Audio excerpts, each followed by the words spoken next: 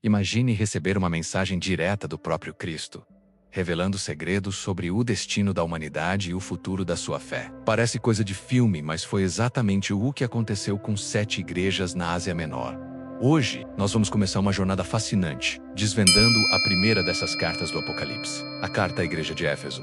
Prepare-se para descobrir uma mensagem que, embora escrita há quase 2000 anos, continua incrivelmente relevante para nós hoje. Vamos viajar no tempo até a cidade de Éfeso. Não era uma cidadezinha qualquer. Éfeso era uma metrópole vibrante, um grande centro comercial e cultural do Império Romano. Famosa pelo seu gigantesco templo dedicado à deusa Ártemis, uma das 7 maravilhas do mundo antigo, era um lugar onde muitas culturas, filosofias e religiões se encontravam e muitas vezes entravam em conflito. Nesse cenário, floresceu uma das comunidades cristãs mais importantes da época. A igreja de Éfeso foi fundada pelo apóstolo Paulo, e mais tarde, liderada por figuras como Timóteo e o próprio apóstolo João, que foi quem recebeu e escreveu essas revelações do Apocalipse, era uma igreja forte, com raízes profundas no Evangelho. Por isso, não é surpresa que a primeira mensagem tenha sido para eles. Era uma igreja modelo, por assim dizer. Então, o que Cristo tinha a dizer a essa comunidade tão exemplar? A carta, que você pode ler em Apocalipse capítulo 2, começa com um grande elogio. Jesus reconhece o trabalho duro da igreja de Éfeso. Ele diz: "Conheço as tuas obras, o teu trabalho árduo e a tua perseverança." Eles eram incansáveis. Além disso, eram doutrinariamente firmes. Jesus os elogia por não tolerarem os homens maus e por testarem aqueles que se diziam apóstolos, mas não eram. Eles sabiam diferenciar a verdade da mentira, o que era crucial em uma cidade cheia de falsas doutrinas. Eles perseveraram, sofreram por causa do nome de Cristo e não desanimaram. Ouvindo isso, parece que estava tudo perfeito, não é mesmo?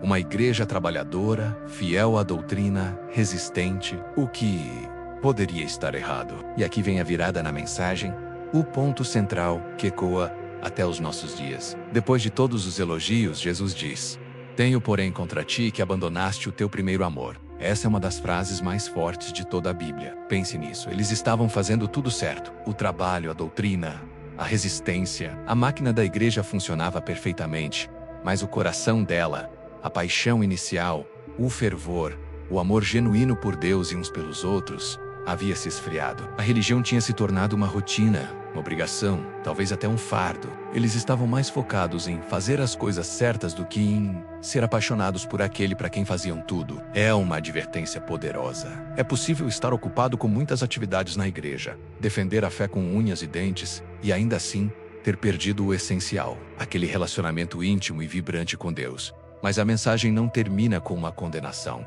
Como um bom médico, Jesus não apenas aponta a doença, mas também oferece o remédio. Ele diz: "Lembra-te, pois, de onde caíste, arrependa-te, e pratica as primeiras obras." A solução tem 3 passos. Primeiro, lembrar de como era no início, da alegria, do entusiasmo. Segundo, arrepender-se, reconhecer que se desviou e tomar a decisão de mudar de direção. E terceiro, voltar a praticar as primeiras obras. Não apenas as atividades, mas as atitudes impulsionadas por aquele amor inicial.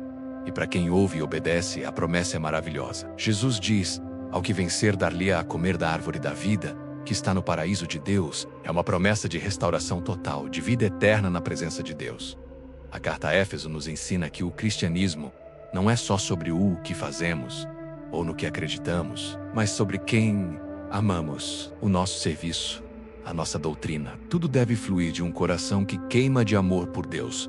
Esta foi apenas a primeira de 7 mensagens. Cada uma delas revela um aspecto diferente da vida da igreja e traz lições únicas para a nossa própria caminhada de fé. A jornada está só começando. Chegamos à segunda carta, um recado direto para a igreja em Esmirna. Diferente da carta para Éfeso, que tinha tanto elogios quanto repreensões, a mensagem para Esmirna é marcada por um tom de profundo encorajamento e consolo. Não há nenhuma repreensão aqui. Apenas reconhecimento e força para uma comunidade que estava passando por um momento extremamente difícil. Vamos juntos descobrir o que essa carta tão especial tem a nos dizer. A igreja em Esmirna estava localizada numa cidade portuária rica e importante, um centro comercial vibrante. Mas para os cristãos, a vida em Esmirna era tudo menos fácil. A cidade era um polo de adoração ao imperador romano, e se recusar a participar desses rituais era visto como um ato de traição. Isso colocava os cristãos numa posição de constante perigo. Eles enfrentavam uma perseguição intensa, não só por parte das autoridades romanas, mas também por causa da hostilidade de outros grupos religiosos que se sentiam ameaçados pela nova fé. Então, quando Jesus se apresenta na carta, ele o faz de uma maneira muito significativa. Ele se descreve como aquele que é o primeiro e o último, que esteve morto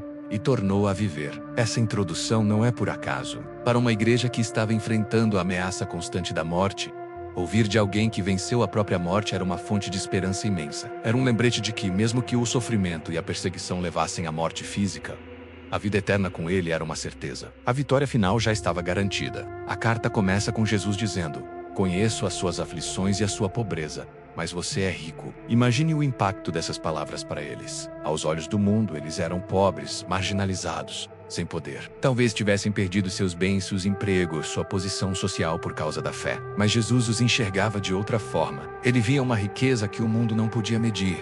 A riqueza espiritual, a fidelidade deles, a perseverança em meio ao sofrimento, o amor que tinham uns pelos outros. Isso sim era verdadeira riqueza aos olhos de Deus. É uma perspectiva que vira o nosso conceito de valor de cabeça para baixo. Jesus também reconhece a calúnia que eles sofriam. Ele menciona a blasfêmia dos que se dizem judeus e não são, mas são sinagoga de Satanás. Isso indica que parte da perseguição vinha de um grupo que, embora tivesse uma fachada religiosa, agia com maldade e se opunha ativamente aos seguidores de Cristo. Ser acusado injustamente, ser alvo de mentiras e difamação, era parte do dia a dia da igreja em Esmirna. E Jesus mostra que ele via tudo isso. Ele conhecia cada detalhe da dor que eles estavam passando. Depois de reconhecer o sofrimento presente, a carta aponta para o futuro. E a mensagem é direta e séria. Não tenha medo do que você está prestes a sofrer. O diabo lançará alguns de vocês na prisão para prová-los, e vocês sofrerão perseguição durante 10 dias. Essa é uma previsão de que as coisas iriam piorar antes de melhorar. A prisão e a tribulação eram certas, mas mesmo nessa previsão sombria, há uma promessa de esperança. A perseguição teria um tempo limitado, 10 dias. Esse número, na linguagem simbólica do Apocalipse, representa um período completo, mas finito, ou seja, não seria para sempre. Havia um fim para o sofrimento. E então vem o grande chamado ao coração da igreja de Esmirna: seja fiel até a morte, e eu lhe darei a coroa da vida. Essa é a essência da mensagem. A fidelidade era o teste final. Em um mundo que exigia lealdade ao imperador sob pena de morte, Jesus pediu uma lealdade suprema a ele, prometendo não uma coroa de louros que murcha, mas a coroa da vida eterna, uma recompensa que dura para sempre. Era um chamado à coragem, à perseverança extrema, a não desistir, não importa o custo. Essa promessa da coroa da vida era algo que a cultura de Esmirna entendia muito bem. Atletas vitoriosos e cidadãos honrados recebiam coroas como símbolo de vitória e honra. Jesus usa essa imagem familiar para prometer algo infinitamente maior. A fidelidade deles, mesmo que os levasse à morte, seria coroada com a vida verdadeira e eterna. É a promessa de que o sacrifício deles não seria em vão. A carta termina com uma frase que ecoa em todas as 7 cartas: aquele que tem ouvidos, ouça o que o Espírito diz às igrejas. É um chamado para que a mensagem não seja apenas ouvida, mas internalizada e vivida. E a promessa final para o vencedor é poderosa: o vencedor de modo algum sofrerá a segunda morte. A primeira morte, a física, eles talvez tivessem que enfrentar, mas a segunda morte, a separação eterna de Deus, essa eles jamais experimentariam. A vitória deles em Cristo garantia a vida eterna na presença de Deus. A mensagem para Esmirna é atemporal. Quantas vezes nos sentimos pressionados pelo mundo, incompreendidos, ou até mesmo perseguidos por causa da nossa fé? Quantas vezes olhamos para as nossas circunstâncias e nos sentimos pobres e fracos? Essa carta nos lembra que Deus vê a nossa verdadeira riqueza, a nossa fidelidade. Ele nos encoraja a não ter medo das provações, a sermos fiéis até o fim, com os olhos fixos na promessa da coroa da vida. É um lembrete de que o sofrimento aqui é temporário, mas a recompensa é eterna. Assim, a segunda carta do Apocalipse destaca como um farol de esperança em meio à escuridão. Para a igreja de Esmirna e para nós hoje, é uma mensagem que nos desafia a avaliar o que realmente valorizamos e a quem realmente somos leais, a perseverar com coragem, sabendo que aquele que venceu a morte está conosco e nos promete a vitória final. E assim concluímos nossa análise da carta à igreja de Esmirna, uma mensagem de conforto e força que continua a inspirar cristãos em todo o mundo. Espero que essa reflexão tenha tocado o seu coração. E chegamos à terceira carta do Apocalipse, uma mensagem poderosa, enviada à igreja de Pérgamo.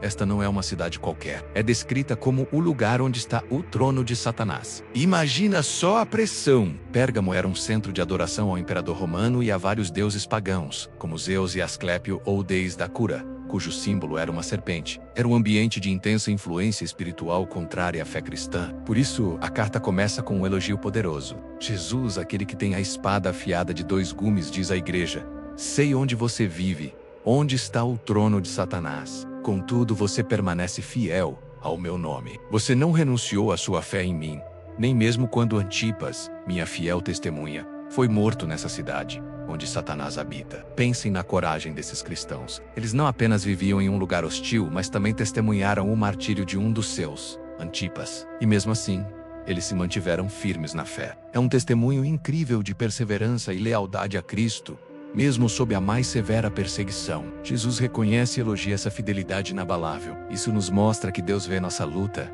Ele conhece as batalhas que enfrentamos no nosso dia a dia, nos lugares onde vivemos e trabalhamos. E Ele valoriza cada ato de fidelidade, por menor que pareça. No entanto, a carta a Pérgamo não é só de elogios. Depois de reconhecer a força deles, Jesus traz uma correção séria. Ele diz: no entanto, tenho contra você algumas coisas. Você tem aí pessoas que se apegam aos ensinos de Balaão, que ensinou Balaque a armar ciladas contra os israelitas, induzindo-os a comer alimentos sacrificados a ídolos e a praticar imoralidade.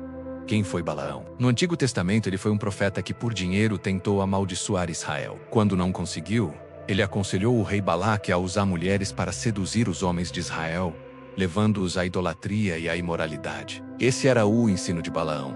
A ideia de que você pode misturar a fé em Deus com as práticas do mundo. É o famoso jeitinho, a tentativa de servir a 2 senhores. A igreja de Pérgamo, apesar de sua coragem, estava tolerando pessoas que promoviam essa mistura perigosa. Eles estavam comprometendo a pureza da doutrina. Era como se dissessem: tudo bem ser cristão, mas podemos participar um pouquinho dos festivais pagãos. Podemos nos curvar um pouquinho aos ídolos, não tem problema. Mas para Jesus, tem problema sim.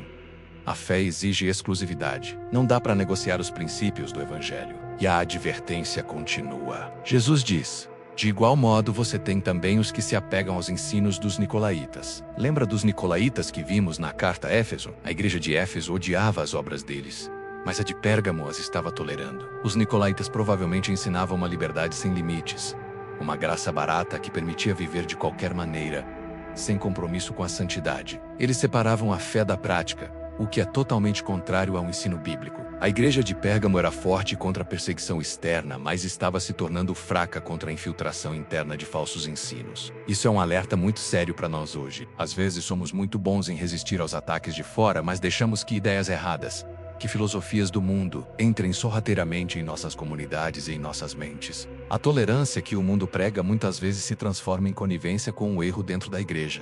Jesus não tolera isso. Ele chama a igreja ao arrependimento. A ordem de Jesus é clara e direta.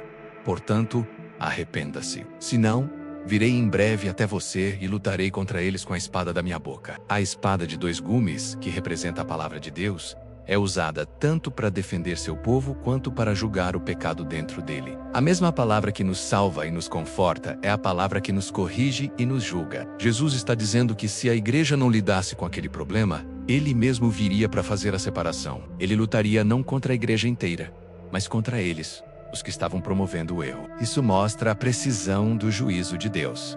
Ele não pune o justo com o ímpio. Ele sabe exatamente quem está comprometendo a verdade. E a solução é sempre a mesma: arrependimento, reconhecer o erro, mudar de direção e voltar para a pureza do Evangelho. Essa chamada ao arrependimento não é uma ameaça para nos destruir, mas um convite amoroso para nos restaurar e nos proteger do perigo do compromisso espiritual. Mas, como em todas as cartas, depois da correção vem a promessa. E que promessa maravilhosa! Jesus diz: aquele que tem ouvidos ouça o que o Espírito diz às igrejas. Ao vencedor darei do maná escondido. Também lhe darei uma pedra branca com um novo nome nela inscrito, conhecido apenas por aquele que o recebe. Vamos analisar isso. O maná escondido nos remete ao alimento que Deus deu a Israel no deserto. O maná escondido sugere um sustento espiritual, íntimo e direto de Deus, que o mundo não conhece. É a provisão celestial que nos fortalece na nossa caminhada.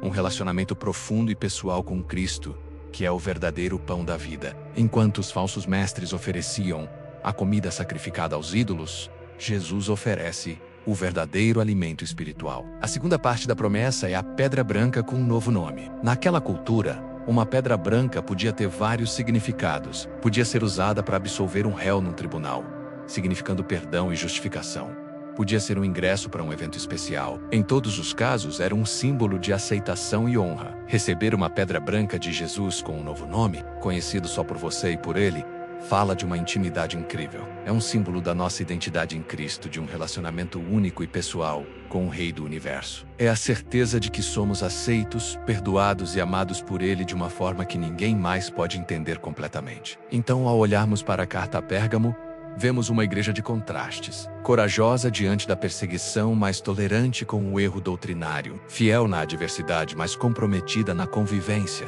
A mensagem para nós é clara.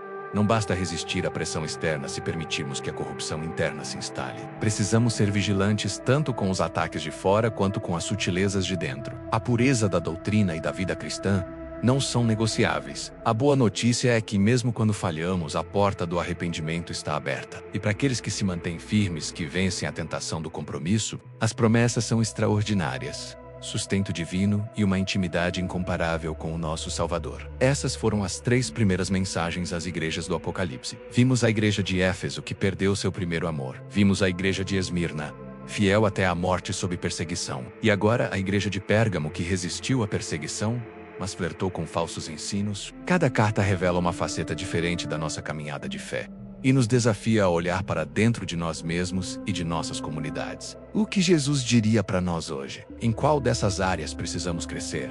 São perguntas que devemos nos fazer. No próximo vídeo, vamos mergulhar nas 4 cartas restantes: Tiatira, Sardes, Filadélfia e Laodiceia. Cada uma delas traz novas revelações, novas advertências e novas promessas que são tão relevantes para nós hoje quanto eram para eles há quase 2000 anos. Não perca, pois vamos descobrir o que mais o Apocalipse tem a revelar. Se você está sendo abençoado por esta série, não se esqueça de curtir, compartilhar com alguém e se inscrever no canal para não perder os próximos episódios. Obrigado por assistir e até a próxima.